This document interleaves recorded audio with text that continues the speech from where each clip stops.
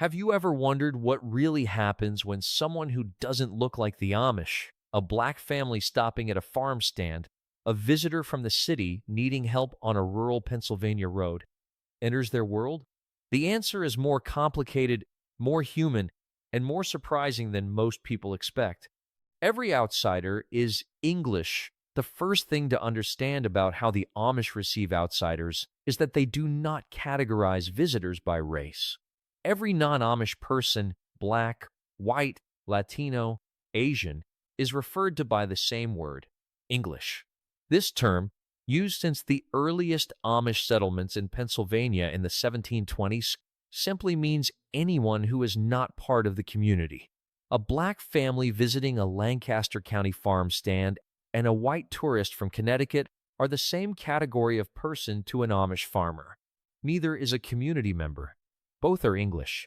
The separation the Amish maintain is theological and cultural, not racial. The farm stand encounter. The most common point of contact between black visitors and Amish communities happens at farm stands, farmers markets, and roadside produce stalls. These encounters happen every single day across Lancaster County in Pennsylvania, Holmes County in Ohio, and dozens of other settlements scattered across 28 states. What visitors consistently report from these interactions is straightforward, polite, professional service delivered without distinction. An Amish vendor treats a black family shopping for fresh vegetables with the same courtesy extended to any other customer. The transaction is completed. The produce changes hands. Eye contact is made. A simple exchange of words about the quality of the tomatoes or the price of the corn. The Amish vendor does not ask where the customer came from, does not comment on their appearance, and does not behave differently than they would with any other English person who stopped at the stand. Money is not black or white. Quality produce speaks universally. The road encounter, there is a particular kind of encounter that reveals character more honestly than any business transaction. The moment when someone needs help. In the rural areas where Amish communities are concentrated, black motorists and other visitors occasionally find themselves in difficulty. A flat tire on a country road, a car that will not start on a winter morning, a medical situation developing faster than emergency services can arrive. These encounters, documented across communities in Pennsylvania, Ohio, and Indiana, produce a consistent response from the Amish. Assistance comes without hesitation, without qualification, without regard for the appearance of the person who needs it. This is not a public relations position. It is a theological one. The Amish belief that every person is created in God's image is not Sunday morning rhetoric for them. It is the operating principle of every human interaction. When an Amish family sees someone in need on a rural road, the question their faith requires them to ask is not about race. It is about human dignity. Their pacifist, non-resistant theology produces a specific kind of neighbor, one who helps because helping is what they understand is correct, not because they calculated whether the person asking was worth helping. The adoption reality. Perhaps the most unexpected dimension of this story is what happens not at the farm stand or on the road, but inside Amish homes and communities when the cameras are not watching. In Holmes County, Ohio, one of the largest Amish settlements in America, there are documented cases that challenge every assumption about these communities. An unmarried Amish woman adopted an African-American child and raised him within the community with full acceptance from her neighbors. In another documented case, an Amish bishop's sister and her husband adopted 4 biracial children. When asked about their decision, their answer was simple. They wanted children to love. These are not isolated incidents. Across Pennsylvania, there has been a foster care program operating for years that places children of incarcerated mothers into Amish and Mennonite homes. Some of those children are African American. Some of those foster arrangements became permanent adoptions. Those children grew up speaking Pennsylvania Dutch, the German dialect of Amish household life. They attended one-room schoolhouses. They helped with farm chores. They participated in every community activity. Their skin color did not make them outsiders. Their upbringing made them insiders. Moses, surely the relationship between Amish communities and Black Americans is not a recent question. It has a documented history that stretches back more than 2 centuries. Moses Shirley was born into slavery in Virginia in 1791. After being converted to the Anabaptist faith by Bishop Jacob Shank, Shirley eventually moved to Ohio, where he was ordained as a minister in a Plain church community. His descendants remained active in Plain communities for generations. This case is rarely discussed in mainstream accounts of Amish history, but it challenges the assumption that these communities have always been closed to racial diversity. It does something more important than challenge an assumption.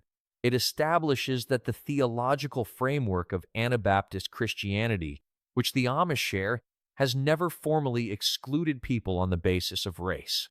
The barriers that developed in the late 1800s and early 1900s, when some Amish church districts adopted segregation-aligned policies that effectively discouraged Black members, were not born from Amish theology. They were born from pragmatic protection.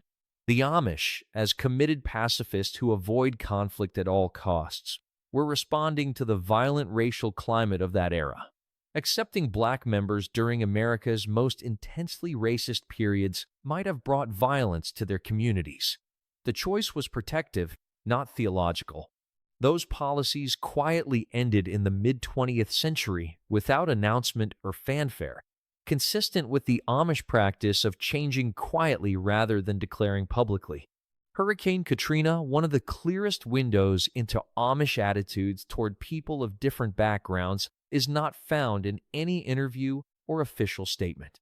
It is found in what they did after Hurricane Katrina devastated the Gulf Coast in 2005. Amish construction crews traveled south to help rebuild homes in communities they had never visited, among people they had never met, in a part of America culturally very different from the rural Pennsylvania and Ohio settlements they came from. The Gulf Coast communities most severely affected by Katrina were disproportionately Black. The Amish crews that arrived to help did not ask about the color of the families whose homes they were rebuilding. They asked where to start and what needed to be done. This pattern of Amish community service flowing toward whoever needs it regardless of demographic characteristics appears repeatedly in documented accounts of Amish disaster response. Barn raisings and community rebuilding efforts have consistently included assistance for non-Amish neighbors when those neighbors face crisis. These are not publicity events. The Amish do not hold press conferences. They do not issue statements about their community service. They show up, do the work, and leave. The theological principle driving that behavior, that service to others is service to God, that every human being created in God's image deserves dignified treatment, applies without racial qualification in their practice. The language wall, the most significant obstacle facing any outsider who wants to move beyond a commercial interaction with the Amish community, is not race. It is language. Pennsylvania Dutch, the German dialect spoken in Amish homes, is not taught in public schools. It is not available on any language learning app. It is not accessible through any formal educational program outside the community. The only way to truly learn it is through daily immersion in Amish households over years. This creates a natural filtering mechanism that operates identically for a Black visitor from Atlanta, a white visitor from Seattle, and anyone else who was not raised speaking it. Without fluency in Pennsylvania Dutch, meaningful participation in Amish community life is not possible. Worship services are conducted in a mixture of German and Pennsylvania Dutch. Community conversations happen in the dialect. The social bonds that hold Amish communities together are formed through a shared language that requires complete immersion to master. A Black person who grew up in an Amish household, speaking Pennsylvania Dutch from childhood, attending the one-room schoolhouse, doing the farm chores, and living the daily life of the community, is more of an insider than a white person who visits for a week and speaks only English. The language is the wall, and that wall faces every direction equally. It is not a racial barrier. It is a cultural one, and it is the same barrier for every English person regardless of background. The invisible individual, the honest account of how Amish communities relate to Black visitors cannot be uniformly positive, because human communities are never uniformly anything. There is documented evidence that in some more isolated and conservative Amish districts, individual community members have made racially derogatory comments. One account from a person familiar with a conservative Troyer Amish community in Ohio described drivers, English people hired by the community for transportation, making racist remarks in the presence of Amish passengers who did not object. This account is important precisely because it does not fit the simple narrative. It reveals something real, that the Amish, like every other human community, contain individuals whose attitudes do not perfectly match the theological principles their community formally holds. The absence of formal racism in Amish theology does not guarantee the absence of informal prejudice in individual Amish people. What the community structure does provide is accountability. Amish settlements are small, interconnected societies where reputation matters enormously. Public displays of racism damage a person's standing within the community in ways that matter to that person's daily life. Social pressure reinforces theological principle. The emphasis on humility and service creates natural disincentives for racist attitudes, not because the Amish are morally superior to other Americans, but because their community structure makes certain behaviors socially costly in ways that more anonymous modern society does not. Reports of Black visitors, thousands of African American families visit Amish communities every year, particularly in Lancaster County, Pennsylvania, and Holmes County, Ohio. They take buggy rides, tour working farms, purchase handmade quilts and furniture, eat at Amish-style restaurants, and sometimes stay at Amish-operated bed and breakfast establishments. The accounts they bring back from these visits are remarkably consistent. Black visitors who approach Amish communities with respect for the unspoken rules of those communities find themselves received warmly and professionally. The Amish prefer not to be questioned about their personal beliefs or photographed without permission. These preferences apply to every visitor regardless of race. A Black family that understands this and acts accordingly will be welcomed at the farm stand, assisted at the roadside, and treated with the same courtesy extended to any English person who approaches with basic respect. A white visitor who walks into an Amish community demanding photographs and asking intrusive personal questions will receive a cooler reception than a Black visitor who comes with curiosity and respect. The determining variable in these encounters is not race. It is behavior. This does not mean the Amish have solved the problem of race in America. It means they have organized their communities around a different set of primary distinctions: faith, practice, language, and cultural commitment that tend to push racial considerations into a secondary position. The result is not a racial utopia. It is something more modest and more honest, a community where how you behave matters more than how you look. The story of what happens when Black visitors enter Amish communities is ultimately a story about what happens when a society organizes itself around values rather than appearances.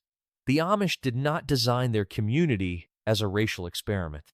They designed it as a religious one, a community committed to specific theological principles about humility, service, separation from worldly influences, and the equal dignity of every human being made in God's image.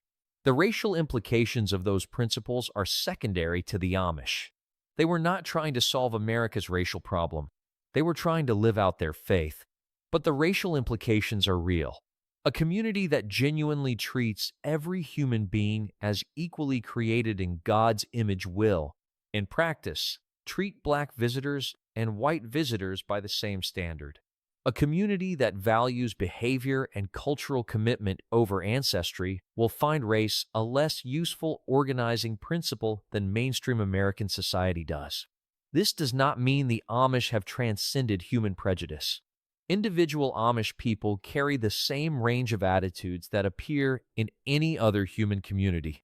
What it means is that the institutional framework, the theology, the community structure, the emphasis on humility and service, does not organize itself around race the way much of American society historically has. The result, seen in farm stand transactions and disaster response and adoption decisions and roadside assistance, is a community that has been navigating racial complexity for over 2 centuries.